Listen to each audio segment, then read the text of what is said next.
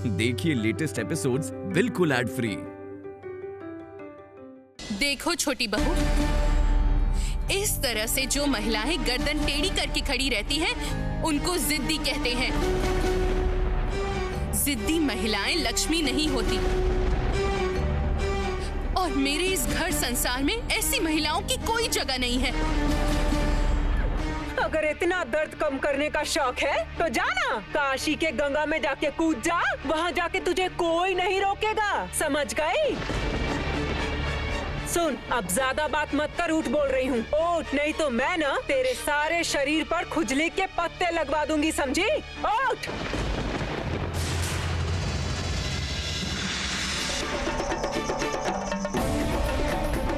मैं भी आपके साथ काशी जाऊंगी दीदी। आप जहाँ भी जाएंगी मैं आपके साथ ही रहूंगी। ओ छोटी बहू, तेरी इतनी हिम्मत? अब देख देख देख मैं तेरी क्या हालत करती हूँ, देख।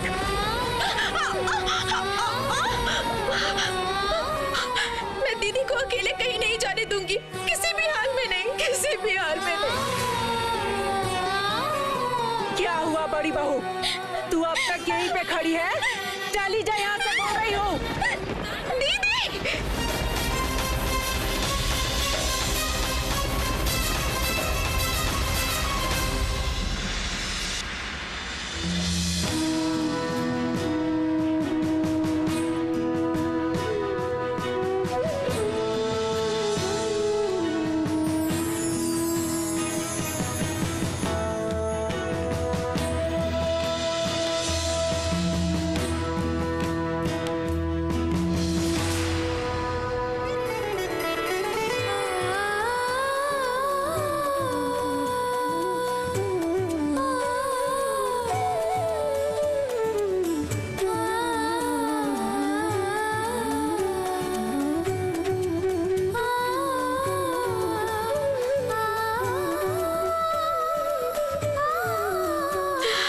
रघुवीर, आपने हमारी रक्षा की है।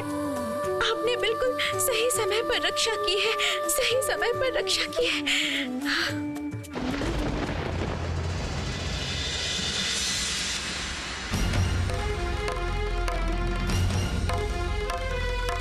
आप सुन रहे हैं? दीदी की रक्षा कीजिए उनकी।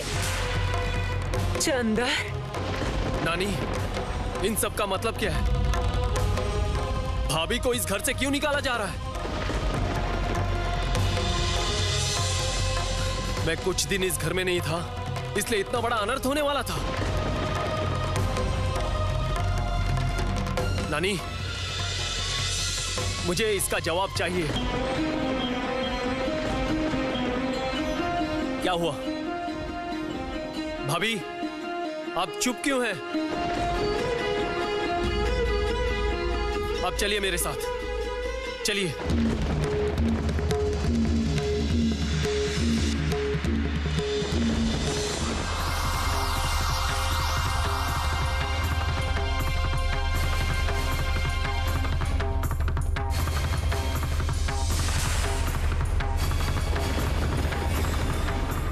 मेरी एक बात कान खोल के सुन ले छोटी बहू, अगर तूने अपने पति को कुछ भी बताया तो फिर इस नानी का दूसरा रूप देखेगी, ये मैं बता देती हूँ।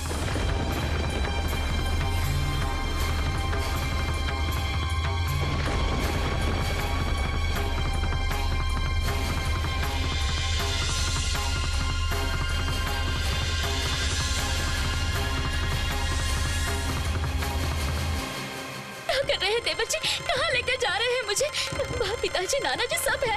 ऐसा मत कीजिए देवर जी, मैं पैर पड़ती हूँ आपके, ऐसा मत कीजिए। भाभी, आपको मैंने कितनी बार मना किया कि ऐसी बात मत कीजिए। आप मेरी माँ जैसी हैं और आप मेरे पैर पड़ने की बात कर रही हैं। क्या हुआ क्या है? अरे पर तुम कब आए चंदर? किसी को कोई खबर भी नहीं दी। तुम्हें पता है तुम्हारे बारे में हम लोग कितने चिंतित थे। हमारा सौभाग्य है कि हमने अभय को यहाँ बुला लिया। रुकिए, आप कहाँ जा रही हैं? पिताजी, नाना जी, मैं न्याय मांगने आया हूँ। न्याय? कैसा न्याय? क्या बोल क्या रहे हो तुम? हाँ नाना जी, मेरे बड़े भैया की पत्नी मतलब मेरी भाभी आनंदमयी दासी के लिए मैं न्याय मांगने आया हूँ।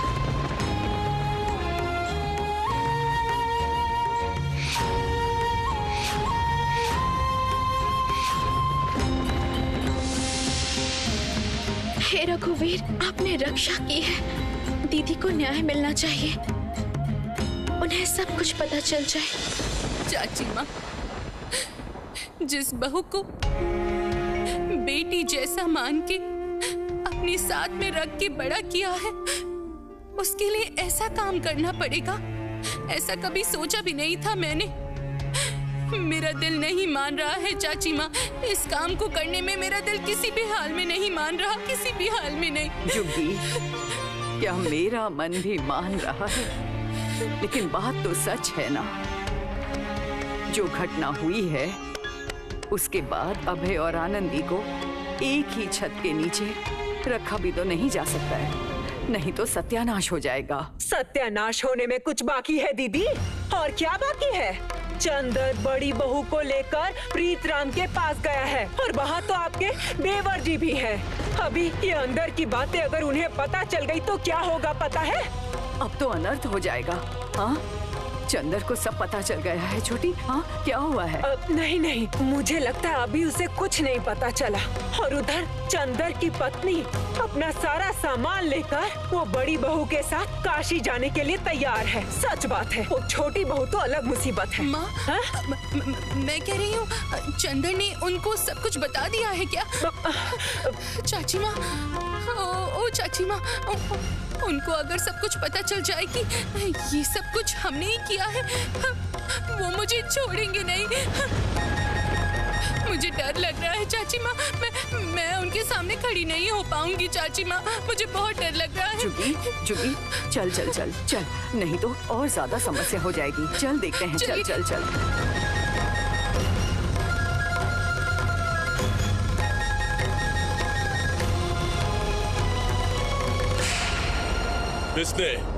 किसने तुम्हें इस घर से जाने को कहा है? किसने किया है ये साहस? पिताजी, मैं बता सकता हूँ, लेकिन सुनते हैं।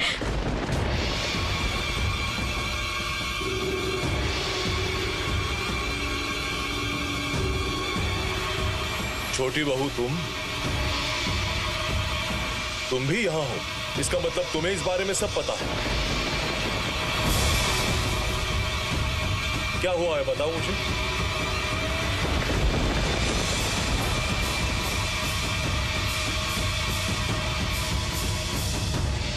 जुगी, आनंदी और रानी को लेकर कमरे में जाओ, अपनी सास के साथ जाओ। जो कहना है अपनी सासू माँ को बताओ। तुम बैठक के कमरे में क्यों आई? दीदी जानबूझ के यहाँ नहीं आई है दादी माँ। छोटी बहू, तुम्हें जो कुछ भी कहना है अंदर महल में जाके तुम मुझसे कहना। अच्छा, अंदर महल की बातें कोई बाहर बताता है क्या? माँ, इस घर में जो कुछ भी हो रहा है वो। बहुओं, चलो तो चलो। चंदर, क्या हुआ है? तीर्थ से आने के बाद मैं एक पल के लिए भी बैठ नहीं पाई। देवर जी, आपकी तबीयत वगैरह सब ठीक है ना? तुम अच्छी हो? अच्छी हूँ। प्रीतराम, कैसे हो तुम? बस बेटा, बस। तुम लोगों को कितने दिनों से नहीं देखा। चंदर, सुना है तू यहाँ नहीं था, और रहता भी कैसे? इस बूढ़ी को छोड़कर रह सकता था क्या? अच्छा सुनो, जब तुम यहाँ आई गई हो तो यहाँ का काम संभाल लो। अंदर महल में जाओ और देखो बड़ी बहू को क्या हुआ है। चंदर,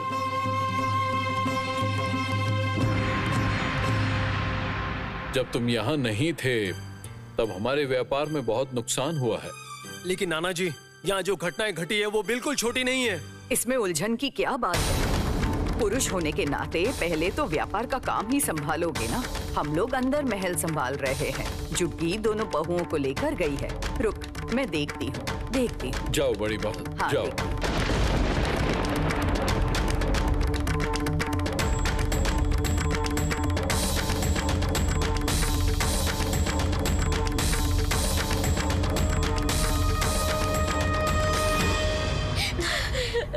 दीदी उठो और मत रो दीदी, और मत रो। रघुवीर ऊपर बैठे हैं ना, वो जरूर सब ठीक कर देंगे, सब ठीक हो जाएगा। उठो दीदी उठो और मत रो। उठो दीदी, उठो ना दीदी, और मत रो दीदी, अब चुप हो जाओ और मत रो। बड़ी बहू सुनो, छोटी बहू, तुम्हारी सास होने के नाते मैं तुम लोगों को कुछ बताना चाहती हूँ। सुनो, जो घटना घटी है, क्यों घटी है, किसका दोष है, क्या हुआ था, मुझे कुछ भी जानना नहीं है। छोटी बहू ने जो काम किया है वो काम भी सही काम नहीं था। फिर भी उस काम के बारे में मैं कुछ नहीं कहना चाहती। मैं सिर्फ चाहती हूँ अपने घर संसार को जोड़ के रखूं। मेरा घर संसार हमेशा एक सूत्र से बंधा रहे। देखो बहू, छोटी देवर जी उनके छोटे भाई हैं। लुटेरों के हमले के समय सब कुछ खोकर उन्होंने इस मन्ना परिवार में शरण ली थी। छोटी देवर जी उनके सगे भाई हैं। बड़ी बहू, छोटी बहू, अब जो बात कह रही हूं ध्यान से सुनना। जो घटना घटी है, अभय ने जो कुछ किया है, वो बात किसी हाल में चंदर के कान तक नहीं पहुंचनी चाहिए, और ये तुम लोगों को देखना है। ऐसा कैसे हो सकता है माँ? अगर वो पूछेंगी तो दीदी क्या कहेंगी? कह देना। अब बड़ी बहू सुनो, तुम चंदर से कहना कि तुमने नानी से जबान लड़ाई थी, इसलिए नानी गुस्सा करके तुम्हें इस घर से भगा रही हैं। समझ में आया? ये तो झूठी बात है। झूठ बोलने से रघुवीर जी नाराज हो जाएंगे। चुप कर छोटी बहू, चुप हो जा। अगर झूठ बोलने से परिवार में शांति बनी रहे तो ये काम औरतों को ही करना पड़ता है। माँ जी आप जो कहेंगे, जैसा कहेंगे, मैं वैसा ही करूँगी। सिर्फ मुझे इस घर से बाहर मत निकालिए माँ, बाहर मत निकालिए। क्या हुआ है माया? बड़ी बहू ये सब बातें क्यों कर रही है? उसको भगाने की बात क्यों हो रही है? उसको कौन भगा रहा है? वो भी मुझसे बिना पूछे।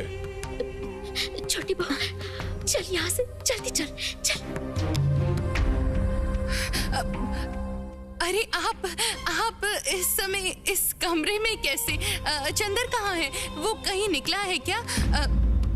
हाँ, आप ऐसे खड़ी क्यों हैं?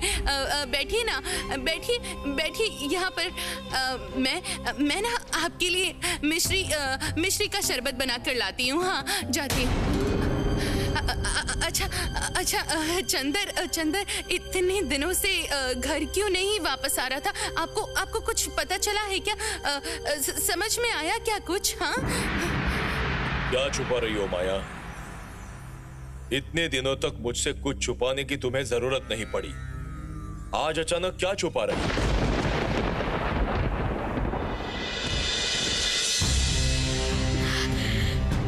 आप क्यों चली आई दीदी? पिताजी खुद अंदर महल में आके सब कुछ जानना चाहते थे। आप उनके पैर छू के सब बता सकती थी ना। झूठ बोलने से समस्या और बढ़ती है दीदी। हर बात बताई नहीं जा सकती बहू। औरतों को कभी कभी सब कुछ मुंह बंद करके सहना पड़ता है। पुरुषों के लिए 7 खून माफ। वो गलती करे तो भी सजा नहीं मिलेगी। पुरुष है इसलिए दीदी वो ये सब नहीं मानते हैं। अरे मेरा भाग्य तेरे जैसा अच्छा नहीं है। तुझे पता नहीं है बड़े लोगों के घर में क्या क्या होता है। पुरुष लोग विधवाओं को अपने भोग के लिए उपयोग करते हैं। यहाँ तो अभय देवर जी ने सिर्फ मुझे छुआ है। तेरी वजह से मुझे कुछ नहीं हुआ है। उसने क्या सोचा था पता है? उसने सोचा था कि दूसरी औरतों की तरह तू भी कमजोर है। ओ माँ, ये क्या बात हुई? अपनी आंखों के सामने अन्याय होते देख के भी मैं चुप रहूं और दूसरे घर के विधवाओं को जबरदस्ती ले जाने से कभी कुछ नहीं कहता है। सब कुछ निपट जाने के बाद उसे काशी या वृंदावन भेजा जाता है। मैं मैं सिर्फ चाहती हूँ कि इस घर के कोने में चुपचाप पड़ी रहूँ। ओह दीदी, ऐसा मत बोलिए दीदी। अगर वो ये बात सुन।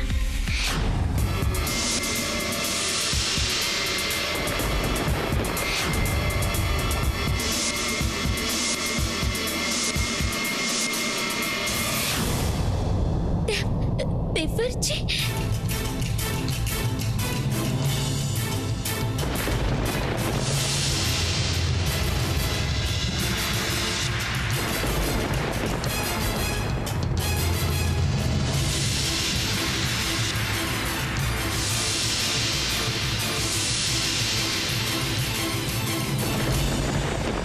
रानी, मैं कुसंस्कार नहीं मानता, लेकिन आप लोग तो मानते हैं, इसीलिए मैं कह रहा हूं कि मुझसे कुछ मत छुपाओ। जो है खुल के बताओ, नहीं तो मेरा मरा मुंह। नहीं देवर जी,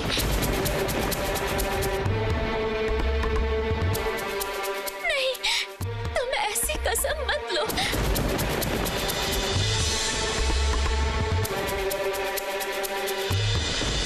आप कसम नहीं भी देते तो भी मैं सब बताती। सब ने मुझे आपको ये बात बताने से मना किया है, फिर भी मैं बताऊंगी। मुझे पता है आप ही इसका न्याय कर सकते हैं। न्याय? कैसा न्याय रानी? भाभी वो सब क्या कह रही थी? देवर जी इस घर में वापस आए हैं।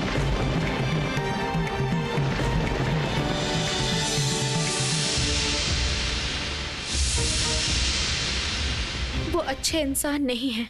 वो दीदी की तरफ बुरी नजर से देखते हैं।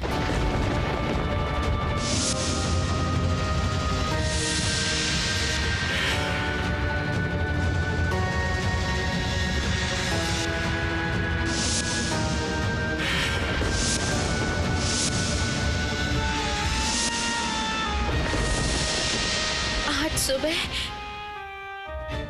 मैं और दीदी तुलसी माता को जल चढ़ा रहे थे और तभी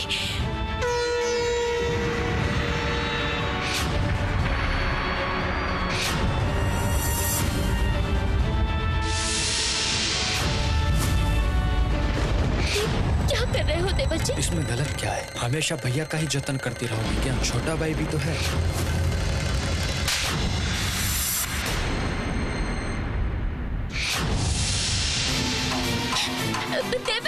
देवर जी रुकिए।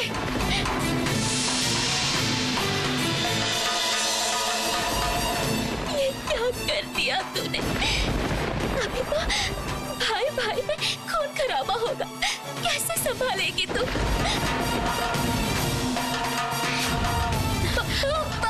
रुको। समझी भाग्यवान, आज घर लौटने में देर होगी। गंगा की घाट पे हमारी बांसों से भरी हुई 7 नाव आई है। वो बांस गुदाम में पहुंचा के लौटूंगा। अच्छा, वो देखिए चंदर आ गया है, लेकिन इस तरह कहाँ जा रहा है? चंदर, इस तरह कहाँ जा रहा है? देखिए चाचा जी, आप लोग सब इस घर के बड़े हैं, लेकिन इसके बावजूद अभय इस घर में कैसे आया? किसने उसको यहाँ आने की अनुमति दी है? मतलब देख चंदर, मुझे जितना बताया वो खुद से इस घर में नहीं आया है, बड़े भैया ने उसको बुलाया है और तू भी यहाँ नहीं था। इसका मतलब क्या है चाचा जी? मैं तो सिर्फ कुछ दिनों के लिए बाहर गया था। इसका मतलब ये तो नहीं कि इस घर में मैं कभी नहीं आऊंगा। चाचा जी, अभय को मैं छोड़ूंगा नहीं। जो काम उसने किया उसकी सजा उसे जरूर मिलेगी, और ये सजा और कोई नहीं, मैं अपने हाथों से उसे दूंगा। चंदर, चंदर, अरे आप खड़े खड़े क्या देख रहे हैं? जल्दी जाइए, जेठ जी को खबर दीजिए। वो शायद घर में ही है। हाँ हाँ, मैं जाता हूँ। जाइए। हे रघुवीर जी, मैं आपसे प्रार्थना करती हूँ, आप सब ठीक कर दीजिएगा। पिताजी कोई ऐसा फैसला ना करे जिससे दीदी के साथ अन्याय हो।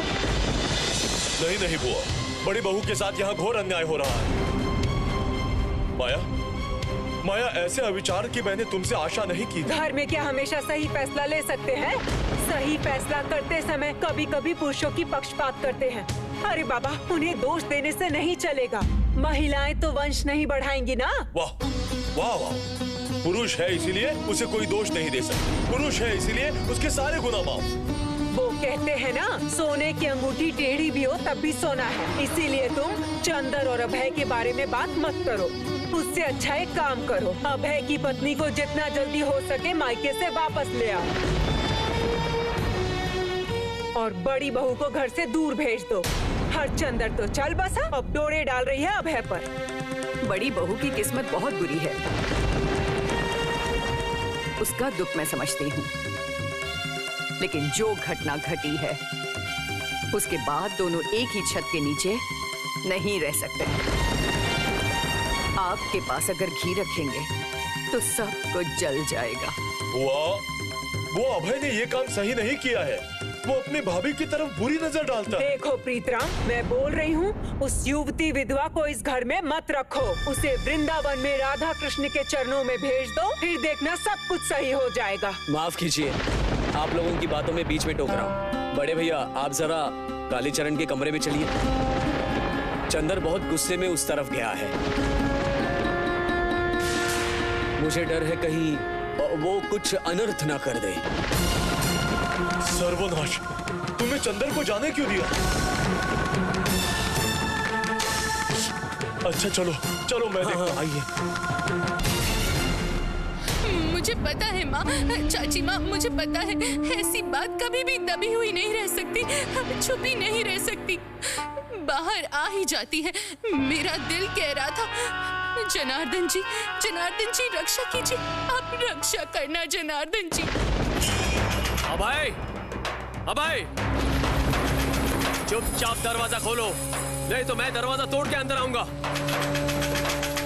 अभय, आज तुम्हें तुम्हारी गलती की सजा मिलेगी। अभय, अभय, अभय, दरवाजा खोलो।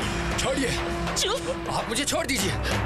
देखता हूँ किसमें कितनी हिम्मत है। अरे चुप, एकदम चुप। तुझे मेरी कसम है, तू चुप रहना, चुपचाप रह अंदर। अरे चंदर को जब गुस्सा आता है वो किसी की नहीं सुनता है। क्या कोई छोटा बच्चा हूँ या कमजोर हूँ कि राजचंद्र के डर से छुप कर बैठ जाऊँ? देखता हूँ वो क्या कर सकता है। अगर वो दास वंश का बेटा है तो मैं भी उसी वंश का बेटा हूँ। ये घर, संपत्ति, सब पर मेरा अधिकार है, सिर्फ मेरा। एक बार मुझ पर हाथ उठाने दो, फिर उसके दोनों हाथ तोड़ दूंगा। चुप कर, एकदम चुप। हम लोग बड़े भैया के शरण में यहाँ आए। ऐसा आप सोचते हैं, मैं नहीं सोचता। इस घर में जितना उसका अधिकार है उतना मेरा भी है। अगर उसने कोई कदम उठाया तो मैं भी पीछे नहीं हटने वाला।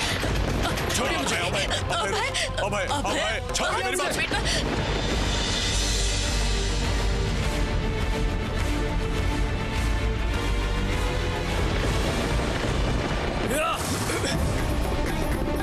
बदतमीज, इस साहस के साथ तुमने भाभी के साथ ऐसी घिनौनी हरकत की। किसने तुम्हें इतना साहस दिया? अरे क्या कर रहे हो तुम चंदर? क्या सोचा था? सुनो, मैं मर गया हूँ और तुम्हारी जो इच्छा है वो तुम करोगे। चंदर, बेटा शांत हो जा, शांत हो जा। आप लोगों ने क्या सोचा था? इससे पहले जब मैंने इसे दूसरे तालुका में भेजा था, क्यों भेजा था? इससे एक बार पूछिए इस चरित्रहीन से। इसने पहले भी भाभी के साथ ऐसा आचरण किया था जब बड़े भैया की मृत्यु हो गई थी। उसके बाद भी इस चरित्रहीन को शर्म नहीं आई। मैंने सोचा था दूर भेजने से ये खुद को सुधार लेगा, लेकिन नहीं, इस बदतमीज ने खुद को सुधारा नहीं है। आज इसे मैं ऐसा सबक सिखाऊंगा जिससे ये ऐसी भूल दोबारा नहीं करेगा। बस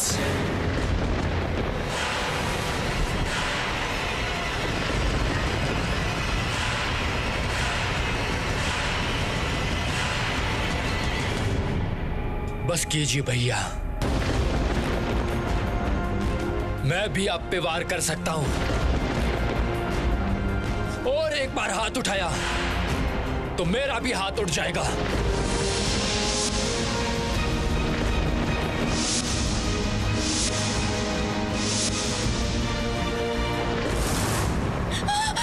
चंदर छोड़ दे।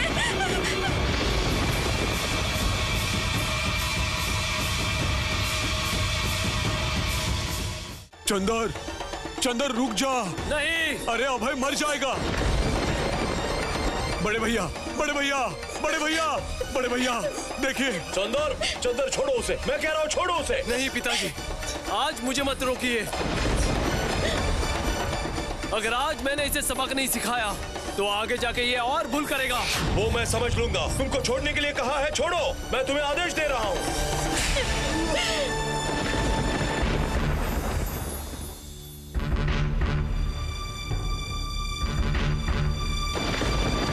देखिए जेठ जी, देखिए चंदन ने मेरे अभय को किस तरह से पीटा है। देखिए किसी की बात सुनकर उसे इस तरह से मारा है। मेरा बेटा मर जाता और थोड़ी देर में मर जाता। अरे रोना बंद करो।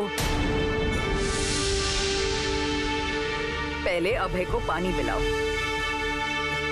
मैंने कभी नहीं सोचा था भाइयों के बीच ऐसा देखना पड़ेगा। चंदर, तू शांत हो जा, खुद को संभाल बेटा, शांत हो जा। दादी माँ, आप मुझे शांत होने के लिए कह रही हैं।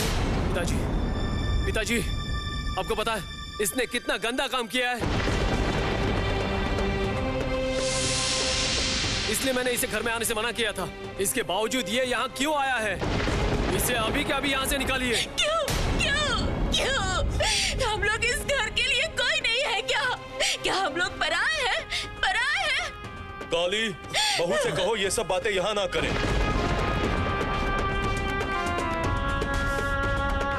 चुप हो जा, चुप हो जा। बड़े भैया इसका हल निकालेंगे। हुआ, आप यहाँ से जाइए। मैं चंदर से बात करता हूँ।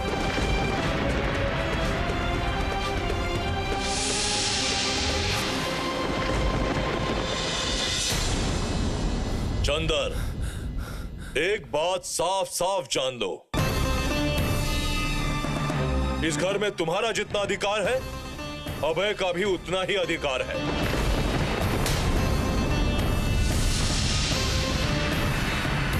इसीलिए अभय यहीं रहेगा।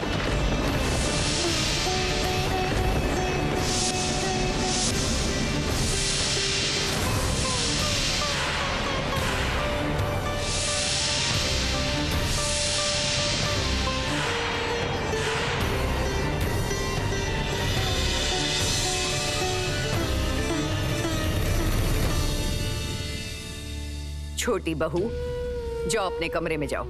इतने दिनों के बाद पति घर लौटा है, जाओ उसकी सेवा करो। पहले ये सब सीखो। जाओ अपने कमरे में जाकर सब कुछ सजाओ। जाओ। आनंदी, मेरे साथ आओ। आ जाओ, आओ।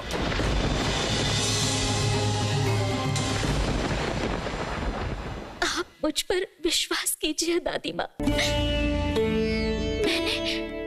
मैंने कोई गलत नहीं किया है। जनार्दन जी के सामने सच बोल रही हूँ।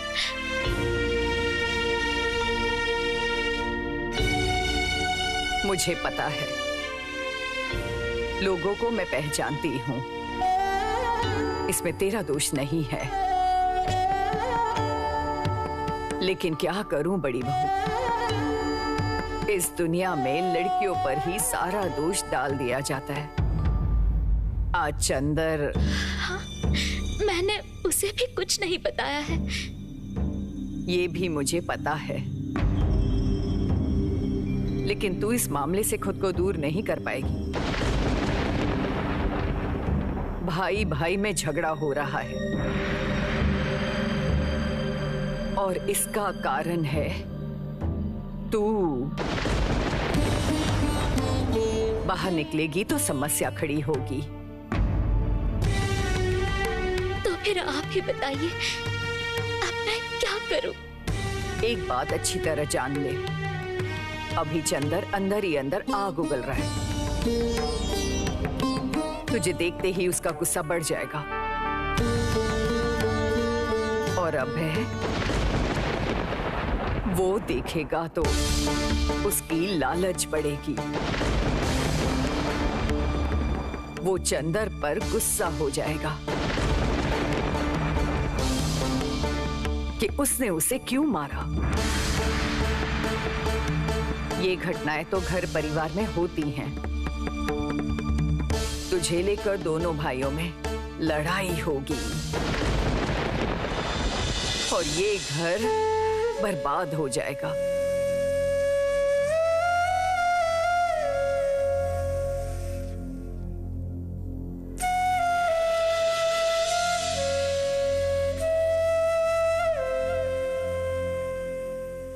तो क्या मुझे काशी या वृंदावन में भेज दिया जाएगा?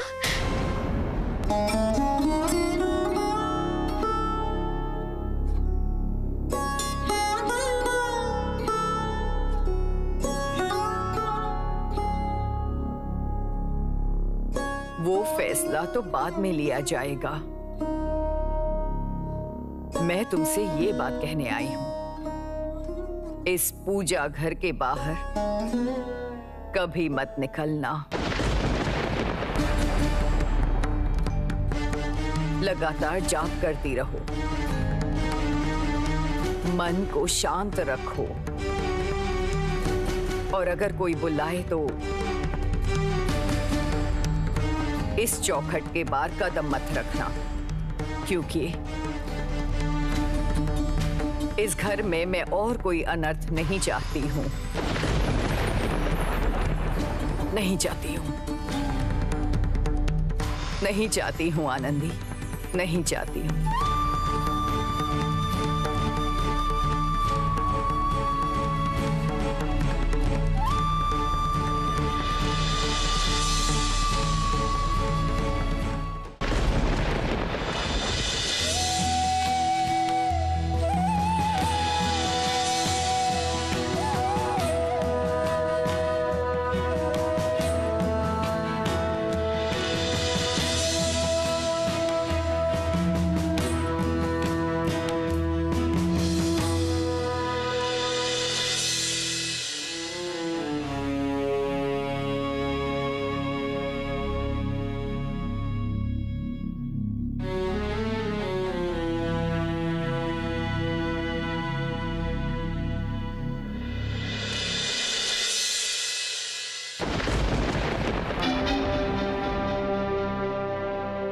मैंने आपके लिए शरबत बनाया है, लीजिए, पी के आपको अच्छा लगेगा। लीजिए। ऐसे गुस्सा करने से समस्या का समाधान नहीं होगा। दिमाग शांत करके कुछ सोचना पड़ेगा, वरना गुस्से में आप कुछ गलत फैसला कर लेंगे। इसमें इतना सोचने की कोई बात नहीं है रानी। इस समस्या का एक ही समाधान है, अभय को फिर से इस घर से निकाल देना। जैसे वो किसी दूसरे महल में था वैसा ही रहेगा। इस घर में उसका साया मंगलकारी नहीं है, लेकिन पिताजी को किसी भी हाल में मैं समझा नहीं पा रहा हूँ। मैं निश्चिंत हूँ कि पिताजी ने जानबूझ के अभय को इस घर में रहने दिया है। ना समझने वाली कौन सी बात है? छोटे चाचा और छोटी चाची के बारे में सोचकर पिताजी ने ऐसा किया है। उनके बारे में सोच के वो देवर जी को इस घर में रखना चाहते हैं। लेकिन लेकिन क्या रानी, मुझे सब कुछ खुल के बताओ।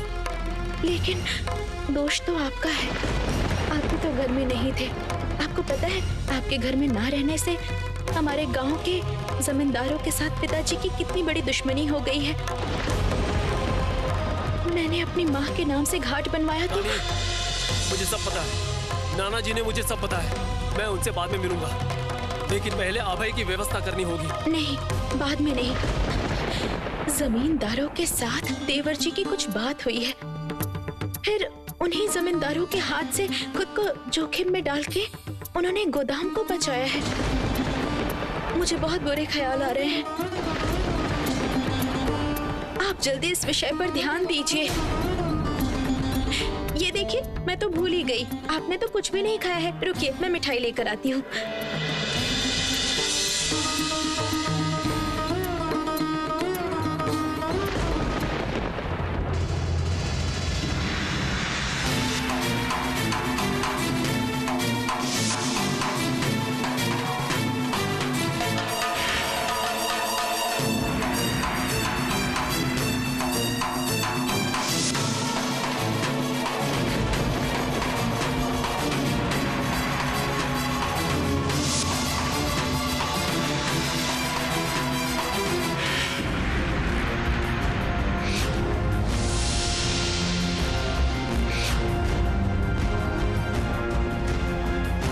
अभी छोटी भाभी, तुम फंस गई ना अभय चंद्र के बिछाए हुए जाल में।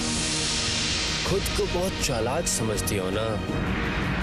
अभी जाकर बाबू राजचंद्र दास को बताओ मैं बंदूक हाथ में लेकर निकला हूं। वो मेरे पीछे पीछे आएंगे। उसके बाद शुरू होगा असली खेल। सुनते हैं, देवर जी बंदूक हाथ में लेके निकले हैं।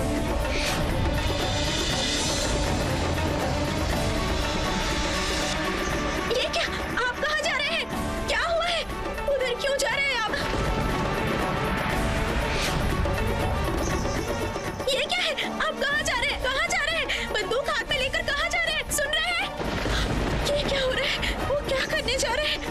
अब क्या भाई भाई के बीच झगड़ा होगा? रघुवीर, आप रक्षा कीजिए। रघुवीर, रक्षा कीजिए।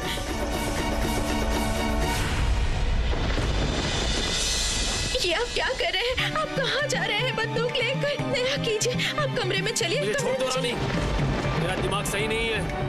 अबे खुद अस्त्र हाथ में लेकर निकला है। क्या सोचा है उसने कि उसमें बहुत ताकत है? वो जो चाहे करेगा और मैं मान लूंगा? नहीं रानी, तुम हट जाओ यहाँ से।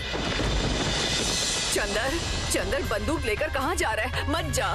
दादी माँ, उनको रोकिए। दादी माँ, रोकिए। क्या हुआ है बताना। छोटे देवर जी बंदूक लेकर बाहर निकले हैं और ये बताते ही वो भी। सत्यानाश, ये तूने क्या किया? क्यों बताया उसे? दोनों भाइयों के दिमाग पर खून सवार है। इस समय ये सब बातें कोई करता है? अगर हादसा हुआ तो क्या होगा? हाँ, थोड़ा समझने की कोशिश करो। हे जनार्दन, हे भगवान, कैसे संकट में डाल दिया। सबकी रक्षा कीजिए, रक्षा कीजिए। प्रीतराम, नीली खेती का समय तो आ गया है रामतनु। अभी हमें जितनी जल्दी हो सके निर्यात करनी पड़ेगी। जिस हिसाब से चारों तरफ नीली खेती बढ़ रही है, अगर पहले से निर्यात ना की जाए तो व्यापार में घाटा होगा। बड़े भैया, मुकीमपुर जिले के नीलकर साहब और मार्टिन साहब के साथ इस विषय पर बात करो। हाँ, बात तो करनी ही पड़ेगी, लेकिन प्रीतराम, अरे प्रीतराम, सत्यानाश हो गया। क्या हुआ है बुआ? चंदर और अबे हथियार लेकर निकले हैं। मुझे बहुत डर लग रहा है, अगर कोई हादसा हो गया तो। क्या? फिर से अचानक क्या हो? ये दोनों लड़के मुझे पागल बना देंगे। असल में छोटी बहू से भूल हो गई। चंदर से कहा कि अबे अस्त्र लेकर निकला है। उसके बाद चंदर को रोका जा सकता है? मैंने जो देखा वही कहा। मुझे लगा नहीं था वो इतना गुस्सा हो जाएंगे। अब से सोच समझकर बात किया करो। प्रीतराम, तू किसी को लेकर जा, उन्हें वापस ले आ। घर में आकर जितनी मर्जी लड़ाई करे। ठीक कहा है आपने बुआ। बाहर के लोग कहेंगे दास परिवार के दोनों बेटे मारपीट कर रहे हैं।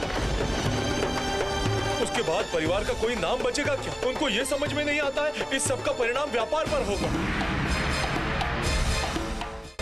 अच्छा, परिवार में अशांति रहने से प्रभाव व्यापार पर पड़ता ही है।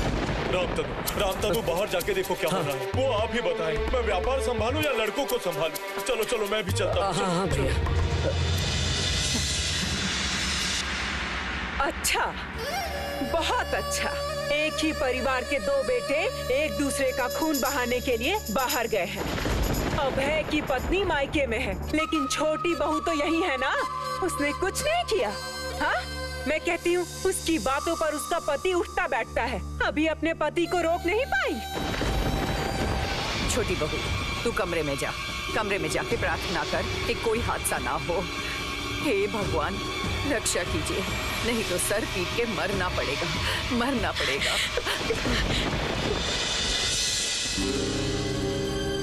जब मैंने कहा था दीदी कि आग और घी को आसपास मत रखिए, तब तो उस बड़ी बहू के लिए आपकी जान जा रही थी ना।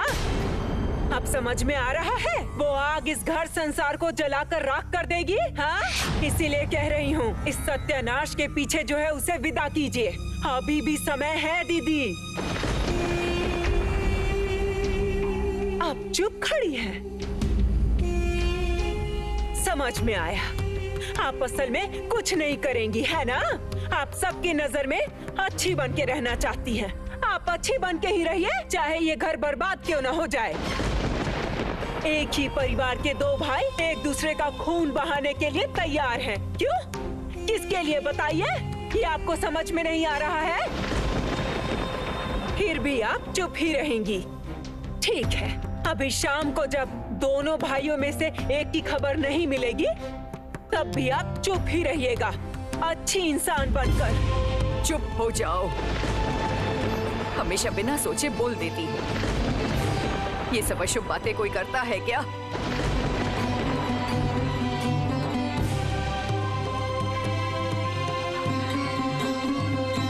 हे ईश्वर, सबकी रक्षा कीजिए, रक्षा कीजिए। प्रीतराम, प्रीतराम, प्रीतराम, रामतनु ने कोई खबर भेजी है? दोनों भाई तो वहीं गए हैं। कोई खबर नहीं मिली अब तक। मैंने अभी मुनीम को बेले घाट गोदाम की तरफ भेजा है। मुझे तो बहुत चिंता हो रही है। दोनों की उम्र कम है, खून गर्म है, क्या होगा अब? काली, तुम एक काम करो, तुम अंदर जाके अपनी पत्नी से कहो कि अभी भी कोई खबर नहीं मिली है। वो जरूर बहुत चिंतित होगी। जी भैया, जाता हूँ। क्या हुआ? वो लोग आए नहीं, कहाँ गए? बड़ी बहू, अब बहुत हो चुका है और नहीं, मुझे जरा साफ साफ बताओ, अंदर महल में क्या हुआ था? क्यों आज चंदर अपने छोटे भाई के विरुद्ध ऐसी दुश्मनी कर रहा है? कैसे? अभय तो अपने भाई के विरुद्ध कभी कोई बात नहीं कहता।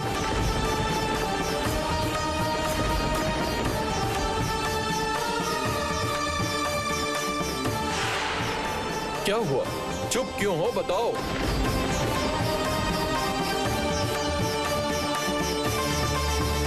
हे रघुवीर, उनकी तो बदनामी हो रही है। सबको पता होना चाहिए कि क्या हुआ था, लेकिन बड़ों के आगे बात करना उचित होगा क्या?